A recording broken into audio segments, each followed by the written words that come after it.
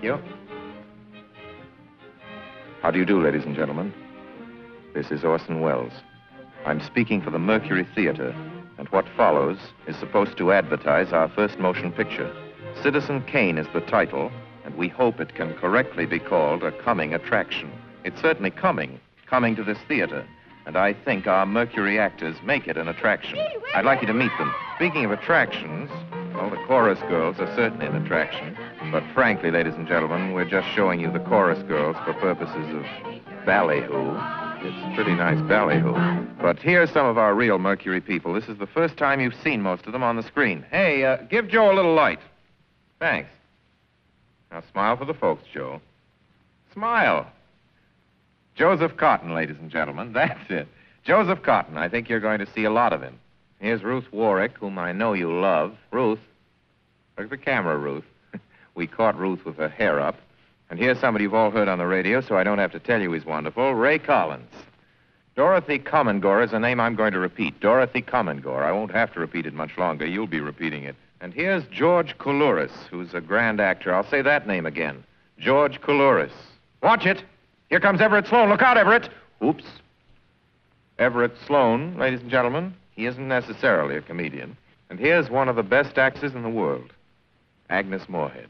I've said a lot of nice things, but Erskine Sanford deserves some more. Erskine Sanford. So does Paul. Paul Stewart, everybody. Citizen Kane is a modern American story about a man called Kane, Charles Foster Kane. I don't know how to tell you about him. There's so many things to say. I'll turn you over instead to the characters in the picture. As you'll see, they feel very strongly on the subject. Charles Foster Kane is... Sure, he started the war.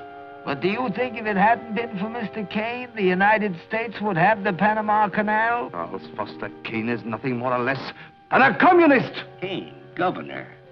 Listen, when the voters of this state and Mrs. Kane learn what I found out about Mr. Kane and a certain little blondie named Susan Alexander, he couldn't be elected dog catcher. I'm going to skin Mr. Charles Foster Kane alive. I'm going to marry him next week at the White House. Emily, I hear you've been stepping out with Charlie Kane. Of course I love him. I gave him $60 million. Well, of course I love him. He's the richest man in America. But all the girls say about him at first. But you know, I can't help but admire him. He's crazy. It's wonderful. Ladies and gentlemen, I don't know what you'll think about Mr. Kane. I can't imagine. You see, I play the part myself.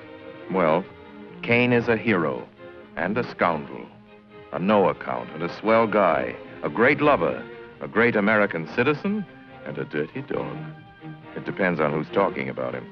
What's the real truth about Charles Foster Kane? I wish you'd come to this theater when Citizen Kane plays here and decide for yourself.